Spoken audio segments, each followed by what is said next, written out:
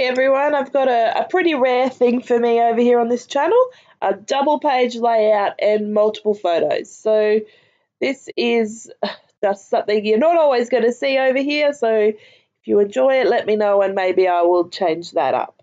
So this was actually for using a sketch in the Scrapping Good Times Facebook page, and it was one of their challenges. They have some challenges go over there every month or so, and it's just fun to play along and have fun together. So it gets you motivated, and it is a good thing to get things motivated in and scrapped it into our albums for sure. So I figured the sketch was going to be mixed media for me. It is one of my loves, and I just wanted to use it to document this memory as well. So these are some just random photos from Floriade. So Floriade is the tulip festival here in Canberra, and it happens every year. And ever since we've moved to Canberra, when my eldest was 2 and my youngest 6 weeks, we've been every year. So we've got a few photos from that place, and it's always good because if I need something florally and you know, an excuse to use lots of girly stuff without having me in the photo the whole time, Floriade photos are good for that. So just grabbed out some acrylic paint colours here, and even some dilution paints, and a whole range of thickness in paintbrushes. So the sketch had like strips of paper going across the page, and instead I decided that I'd use the paint and the thickness of the paintbrush to make those strokes, all those stripes,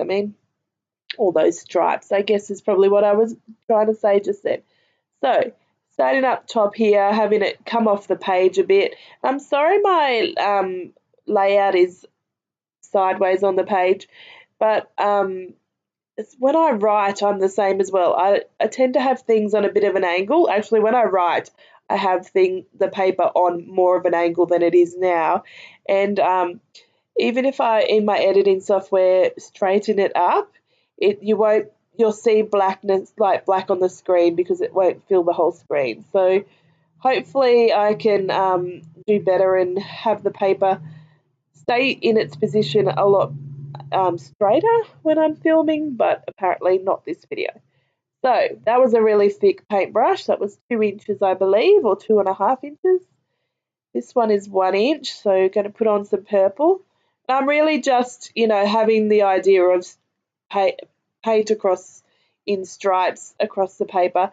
Because there is so many photos, it's a bit tricky to position it so that it's poking out from all the photos, if you know what I mean, in between them, I guess is trying to say. So I do, when I have put the photos down, I do add a bit more paint in a couple of areas just to make sure that obviously the colour's not lost in the placement of the photos. I love this shade of blue. It's so pretty. Aldi colours here in Australia, here I am presuming that non-Australians are watching me. If you are, let me know, because that's just like blows my mind.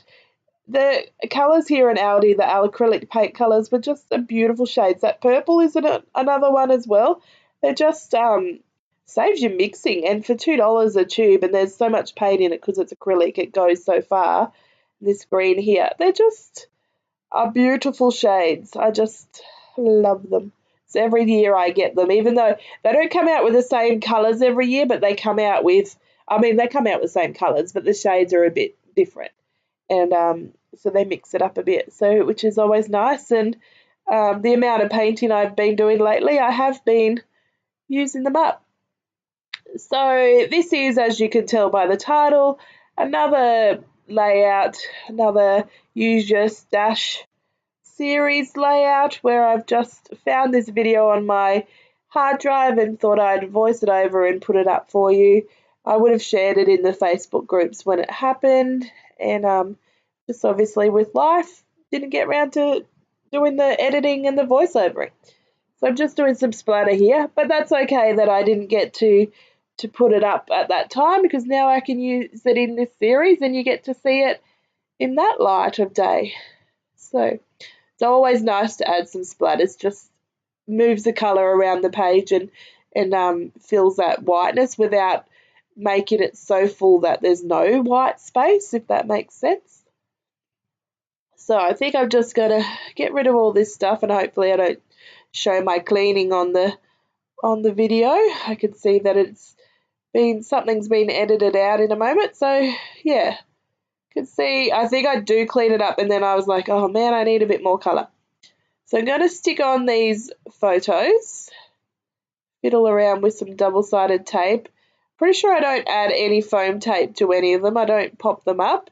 And you can see I've brought in some Charm Creations up the top there on the right, and that green and a blue denim kind of star that I want to add, thinking they will be a nice pop of colour, and they're a great size as an embellishment on this double layout, because the photos are so bulky and blocky that it's nice to have something big as well. And in fact, I don't embellish very much on this layout. I let the photos and the paint speak to us as we're looking at the layout. So as you can see here, as I positioned it, it did cover up a lot of colour. But obviously that's what happens when you do mixed media layouts.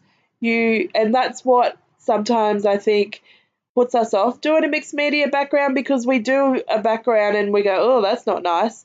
But then when you put a photo and embellishment up, it covers a lot of the bulk of it, and it sort of like hides the grotesque of it and makes it more lovely, seeing as we've just written lovely on my layout. Does that make sense? Do you know what I'm talking about? I was thinking before I made a packaging technique background, and some drips down, and I was like, man, this is a lot of colour, and it's so crazy and wild, and I just was like, ugh, actually now I don't like it, when I did a few more things to it. And then I laid my photo and my that had been matted on the layers of pattern paper, as I do, and I was like, actually this is the perfect amount, because I'm hiding all that bit and it's just poking out from these sides and this side and the drips, and voila. So if you're ever doing a mixed media background and you think that you're not liking it, then have a think and try and make it work. Or if it's just not going to work as a background, then use your punches or scissors or your as a cut file, and cut them up and use them as a title or shapes and background and things like that in a different way, so that usually, unless it's totally gone in a different direction, then you can usually save it in a different way. So I've added the title, I've added one of the Charm Creations, and trying to see which other one I want. I've added these fake stitching circles with my gold Pitt pen and underlined the title. I didn't do the circle very well there on the right side, and then I thickened the lines so that the mistake was not so obvious, and it just does not look very good at the moment. I think I cover it up a little. So I got out those little that's not how you say that word, chevron chipboard pieces down the bottom, and I've added that, thinking about adding that blue ribbon to the star. Added some chevrons up there. Why can't I say that at the moment?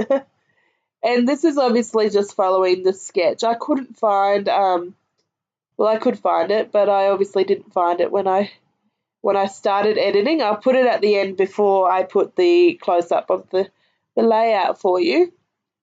Now, these are the wrong colour, so the other ones were the wrong size. So what I did was got out my paint. I'm just going to cover it, and then that brings in a pop of that blue back up to the top of that layout there. And here I go, I'm fixing up, just making that a bit wider, and mostly because I didn't want to waste the paint. So I'm going to use that star down there to cover up the part of the fake stitch circle that I don't like. Just using my glossy accents, which actually I don't own any at the moment. I haven't repurchased any glossy accents. I don't know why. I don't know why. I did really like it, so now I'm thinking, So I'm just having to play with some ribbons. The colour of that little one was nice, but I was thinking it's not going to work because the scale of the double page layout is big. That's what we're going for today. So I got out that purple star. button because stars and that's going to work nicely. Oh, I put it away, did I? So I've pulled in quickly, obviously editing magic, put in a blue doily, a word sticker, a foam gold foiled heart, puffy heart, that's what it's kind of called. It's like, not like puffy sticker, that gold heart, it's like a pillow. It's like it's got stuffing in the middle and a pillow. So I made another cluster there, just covering that little corner of those photos that were just not gelling well, and adding in some sequins and some stars. And I'm pretty much going to call it a day with this layout. Just add in some more gold, because it's gold. How could you not add in more gold? Just try to make that circle stand out. I should have really just left it. I did, it did work, but add in some journaling. Or actually not journaling, adding in a bit of extra to my title. And then I'm going to underline it with black. So my title's black and gold. Oh, there's my head. So some gold little enamel dots and some word stickers, and now we're going to call it a day. So stay tuned for the close-ups, and I hope you've enjoying this Use Your Stash series. Let me know, and I'll catch you next time. Bye.